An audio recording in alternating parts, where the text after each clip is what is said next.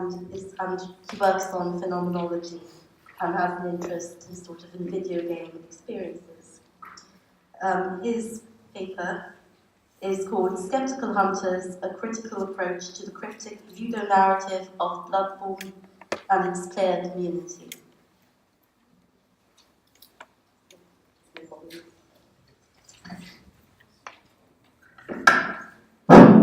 Sorry? Okay, wonderful. Now we're all awake again. Thank you, Krista, very much for that beautiful introduction.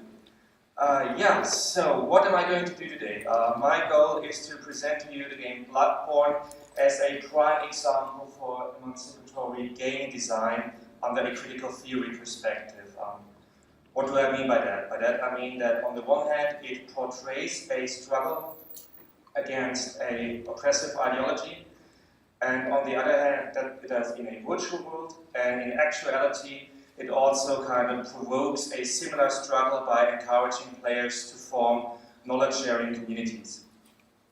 In order to fully explore the topic, I'm at first going to talk a bit about video game geographies, with a specific focus on the cryptic character of Bloodborne.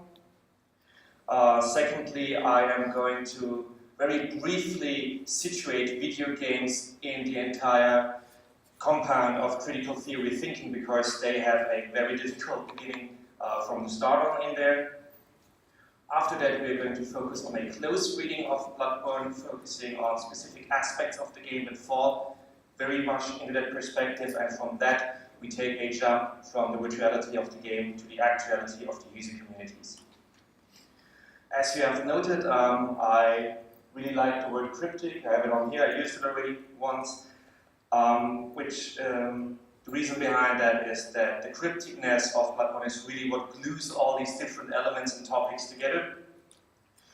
To quote the Blood Minister, a very enigmatic figure that the player meets in the very first introductory scene to the game Bloodborne, Yharnam is a city of mystery, and once we unravel that, we will find a very terrifying truth perhaps. So, to begin, it is very important for us to think of video game worlds, of video game geographies, as ideological worlds. By that, I refer to Kurt Squire, who described it in a sense that we later on find again with Jesper Juhl and his half-real theory, namely that we have a level of underlying rules and we have a level of audiovisual representations, and through their interaction we can understand a video game world in which we are immersed in identity, in that case with a player avatar that we can create for ourselves. And while Squire most likely uses the term ideology in a rather broad sense, we can of course easily adapt that term ideology to our very specific critical theory approach and define it in a very traditional Marxian sense as the rules and the cultural ideals of a kind of ruling class, of a dominant class. Now, what does Bloodborne do to convey that kind of ideological world and giving us the rules of this world? The central focus here that we have to talk about is environmental storytelling, which all From Software games, Dark Souls, I guess most of you are familiar with. Bloodborne, I think most are familiar with. Can I see some raised hands? Bloodborne, Dark Souls. Okay, so we're not talking about something completely strange here. The secret behind these games is that they don't really tell a story per se, but they give us an environment in which a lot of things happen that we as a player have to interpret. Here, for example, prime horror film scene, we have a line of blood dripping on the floor. If we follow that line of blood, we will find something. We do not know yet if we will like it or not, but there will be something, because that's what the environment gives us. And in From Software games, and especially in Bloodborne, this kind of environmental storytelling is turned into an investigative challenge. There's actually a really fun anecdote of Hidetaka Miyazaki, the lead designer of the game, who told in an interview that when he was younger, he used to borrow a lot of books from the library, and most of them were English, but he was not very strong in English. So he got a word here and there, but there were a lot of blank spaces for him in between, so he had to interpret. He had to somehow connect these words to make sense in his personal world. And that's what we have in Bloodborne especially. We have cryptic clues mostly coming from item descriptions. We have descriptors in the ideological world of the game. We have statements by non-player characters that sometimes make sense, sometimes they don't, and we have many, many blank spaces. So what we as a player are encouraged to do is to combine them for ourselves in order to make sense of why we're actually playing this game, what the goal of it is. And that by itself creates a very strong ludonarrative component. We have a story, but it's only there if we truly search for it, if we truly look for it. It really only unfolds by us playing the game and questioning it. So in theory, we have a kind of medial artwork here that already seems to be quite emancipatory in its possibilities. But then again comes the bitter bytaste of video games nowadays being very much a big entertainment complex. Of course, we have some counter movements coming mostly in shape of indie game developers, which I'm not going to focus on today. But if we think of any AAA titles, we can definitely see why video games belong to, or in the public opinion, to a kind of leisure entertainment today, and why we could ascribe them in Horkheimer's and Adorno's ideas to a cultural industry. Yeah, it's a mass product, it's made kind of normative on a AAA level, it's designed so that as many people as possible can enjoy it, will buy it, will relax by playing it, maybe not so much with Bloodborne because it's rather difficult, but with the general AAA title. And as Adorno also put it, it's supposed to prescribe the reaction it wants from its audience. In fact, that's a thought that we can get to back rather quickly when we think about Marcuse's idea of repressive desublimation, a concept there to describe. I'm stuck for a moment, but that's where I can switch to a question. Wonderful. How many of you play video games to relax? Sometimes in the evening hours. How many of you play ego shooters to come down a bit after work? Please be honest. Okay, we have some hands up here. That's pretty much what we have with the idea of repressive desublimation. We have the idea that we have an artwork that could potentially cause us to think in revolutionary terms, but it doesn't because it takes all that violent energy away from us. Yeah, we sit down on our couch, relax, shoot over a few people in Call of Duty, call it a day, go to bed, go to work again the next morning. That's basically what this idea is, that video games or any kind of entertainment medium may derive us of that potential energy. Still, however, I pretty much want to argue for the emancipatory content of video games, and with that I want to explicitly refer to Nick Dyer-Whitefoot and Greg DeCuter with the Games of Empire, and very specifically today to their reading of video game cityscapes as sites of the empire, the idea of heart and degree of the global capitalist complex that controls our beings. Because if we understand the city as a key site of the empire, we can of course understand the virtual city as an ideological empire that we are in that case free to explore. And so it's of no short wonder that in Bloodborne we have a game that is riddled with clues of the empire that we can unravel. Right now, due to timely constraints, I want to focus on 3 levels of that, and I want to present them as a kind of cascade that we go down from the very obvious to the details that we have to dig pretty much inside the game for to get them. So perhaps to get back to that slide for a second, we have surface representations that speak of class oppression and of class struggle. The game takes place in the central hub city of Yharnam, which is controlled by the so-called Healing Church. And the way these characters of the Healing Church are presented already shows us that we have a huge difference in there. We have members of an elitist theocratic regime. They are presented as enemies. They are much bigger than the player character. They are wearing fine and noble clothes. We also have normal citizens of Yharnam, which are dressed rather shabbily, or as in-game descriptions describe them as sweaty clothes, damp clothes. We have a player character who traverses the city, who belongs to neither of these groups, but we see who is the dominant force in here. Within that regime, we actually have a very interesting take on capitalism and currency systems, because the main currency in Bloodborne is blood. Blood, according to in-game descriptions, is produced in Yharnam. It's produced more so than alcohol and other intoxicating substances. It's supposed to get the Yharnamites, the inhabitants of the town, high, but it also is supposed to come in shape of a healing miracle. You take the blood given by the healing church and you are rid of diseases, you have a healthier life, you live long and prosper perhaps. Here we already have to puzzle certain in-game descriptions together in order to make sense of it. And with that we have a very strong wider theme of a kind of perverse biopolitic going on. Biopolitics in Foucault's ideas, the administration going down onto the very human body, which of course we already have inside the human body with these ideas, as one takes the blood from the healing church in order to fall in their system. Moreover, blood also serves as an in-game currency. The player character can level up with it, can upgrade weapons with it, can expand his skills by using blood. So that is a kind of part of that capitalist ideology of the healing church.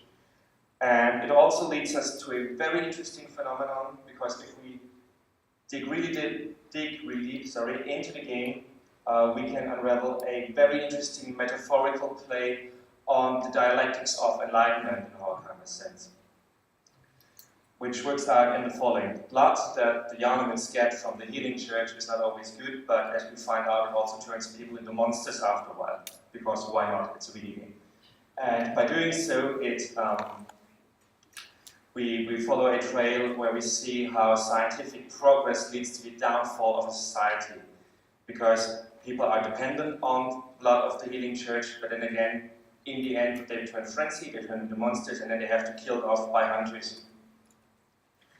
And we find more and more clues about that blood, about where it comes from, about what it does to the people. For example, up here, that's a very hidden niche corner of the video game where we can find a little slip of paper that is taking us back to the very history of Bloodborne, in which we find out that before the healing church there was the College of Bergenwood. And in Bergenwood we had two major philosophers, one called Willem, one called Lawrence.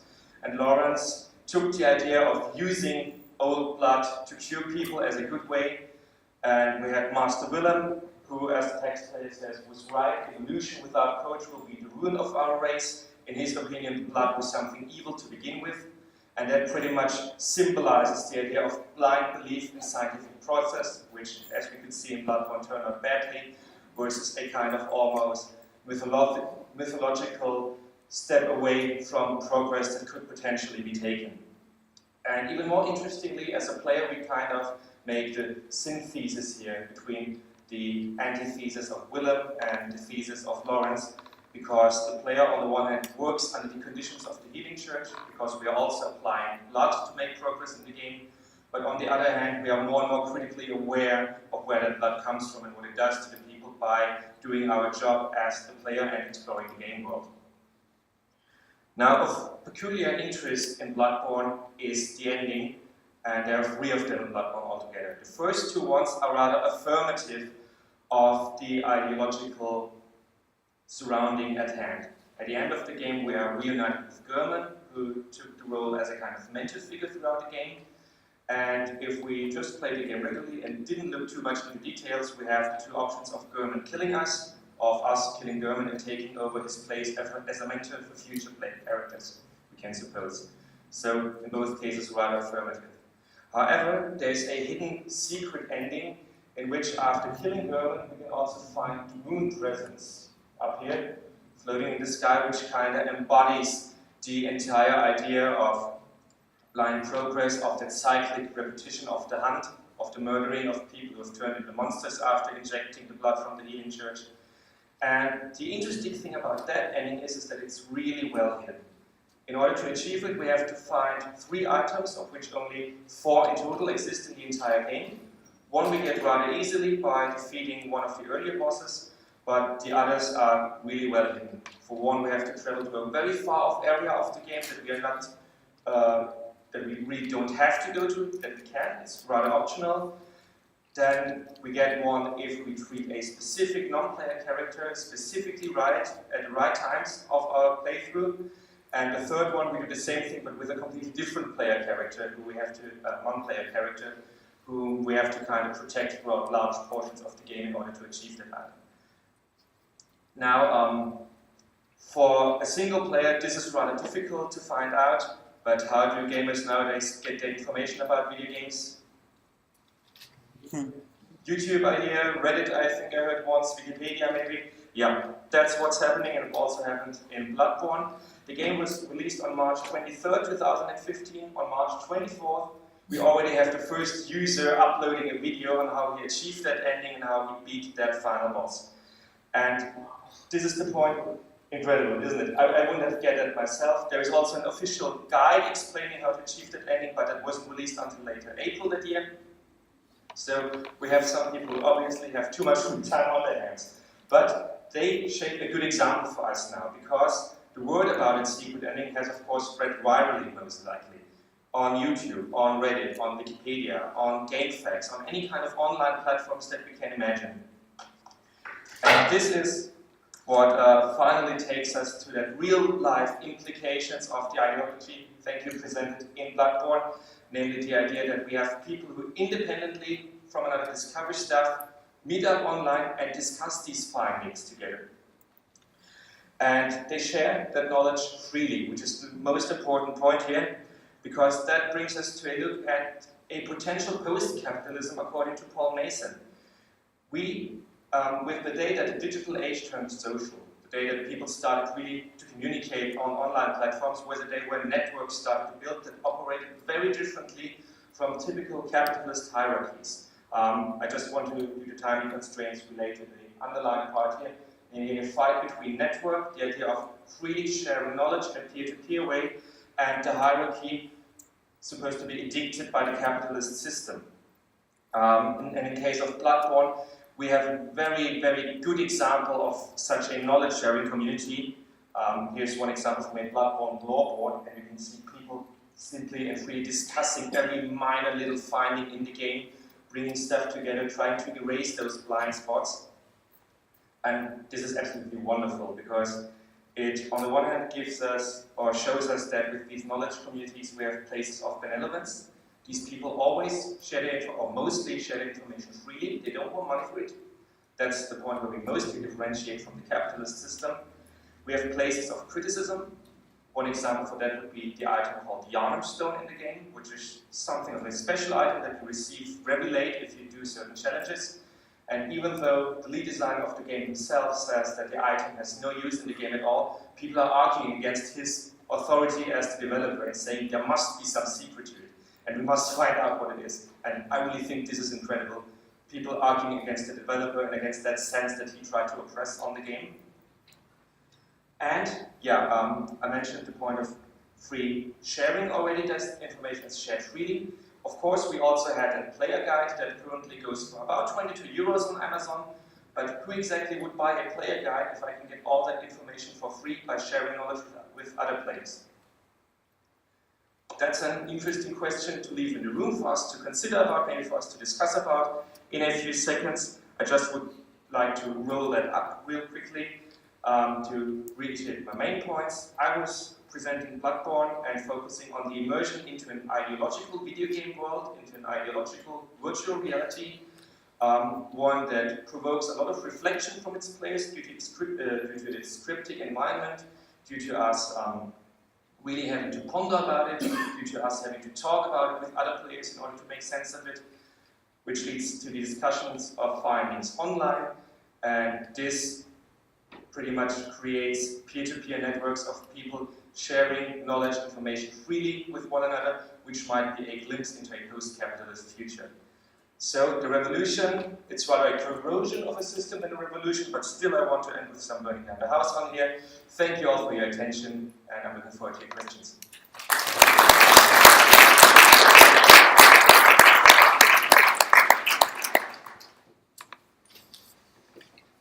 Thank you, Felix, for that compelling.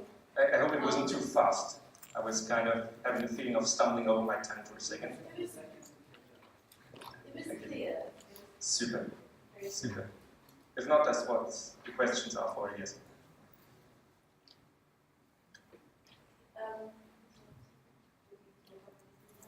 If you don't mind, I rather feel comfortable standing right now. Super.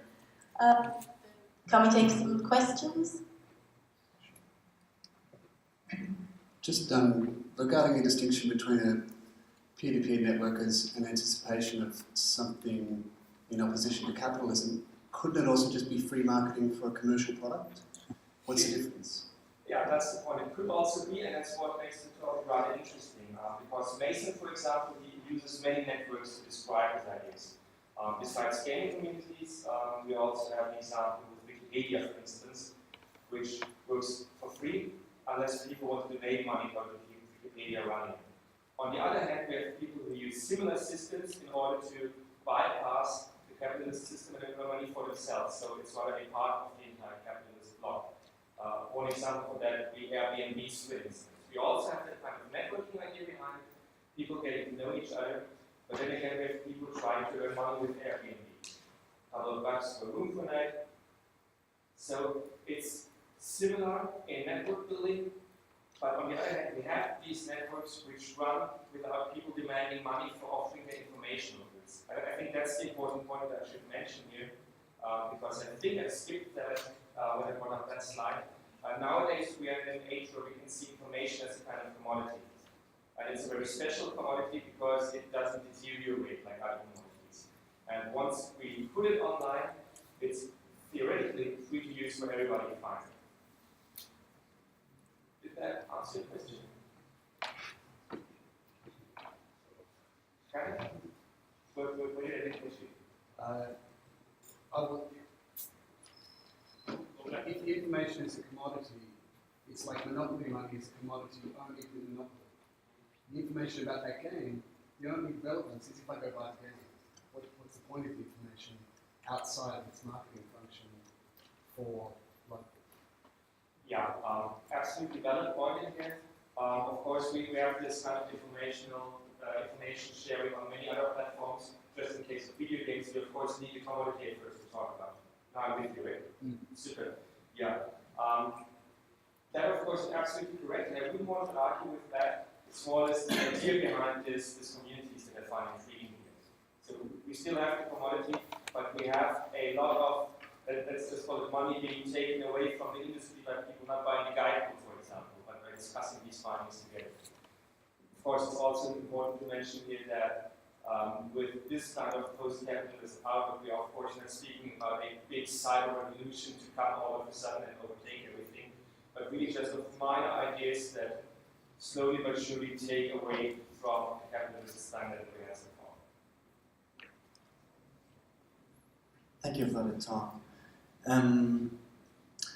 I wonder what then post-capitalism is. Is that maybe neoliberalism or something like that? So I wonder, all this sort of information could also be capitalized in terms of cultural capital, social capital. So I wonder whether post-capitalism really is there. So what do you, how, I think that sounds very romantic, that idea that you have. And that's nice, but I don't know if that really holds.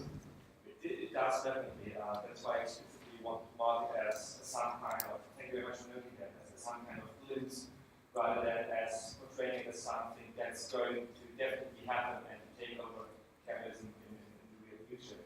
If we go back and look at the very origin of this, we definitely go back to Marx and his fragment on machines, in which he of course couldn't foresee what the internet is today, but in which he talked a lot about first kind of telegraph systems and telephone systems, or telegraph systems, in which the operator was much more important than technology. So, of course, we're going also in the direction of social capital with information being passed on, but the basic idea still is that a lot of information that perhaps once was secluded, perhaps once was specialized, is rather openly available to everybody. And people who want to add and to contribute to that big sphere of information and help others out with it. Of course, it might also turn the other way. Mason also admits that in his book, in which he says that we're kind of on a pathway right now. We might see a full deterioration, but we also might see what you just described, namely that somehow these network systems get implemented more and more back into the capitalist order. So this is perhaps yeah, let's call it a romantic glimpse. I really like it actually. It might be a romantic glimpse of what could be a potential that is there, but of course it doesn't mean it will play out like that. Hi, hello. Is that you? Yeah, you could speak a little. Can you hear me? Hello.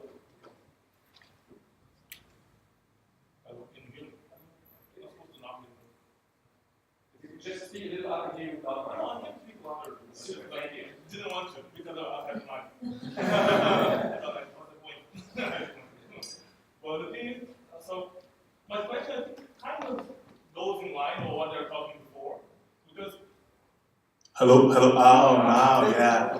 So my question, maybe a question or I'm asking for clarification, because I got like the second part of your paper and when the relationship with Netherlands Hearts Empire. But like the first part about ideology, it kind of puzzles me because how ideology fits in the debate, because actually their debate is mostly based on Foucault's ideas of self and Deleuze's ideas of self that actually disregard ideology and the classical critical Marxist critique of alienation. So for me, and as I write a lot about Mandarin, ideology is not even a question. So why and how you put ideology in your paper? Yeah, thank you very much for that. I guess at that point I really jumped a little bit through the topics quite a bit. To recapitulate them, the general idea of me was to present ideological worlds in video games and to see the term ideology here really in this definition of ideology that they gave you guys. And with the city as the key site of the empire, I simply saw a very great way to traverse from one topic to the topic of Yarn as a city where we can find a lot of clues about an ideology going on there.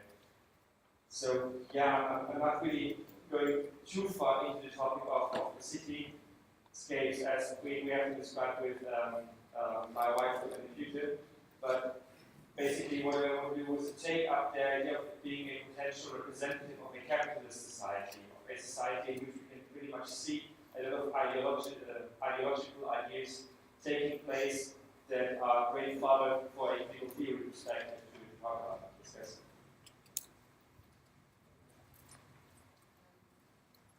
Okay, I think we'll stop that session here and then carry on in the break. Lots, again, so many interesting points that could be pursued. I'd also maybe think of the word counter-ideology. Absolutely, yeah. Just so many things that kind of we could carry on discussing. But so thank you, Felix.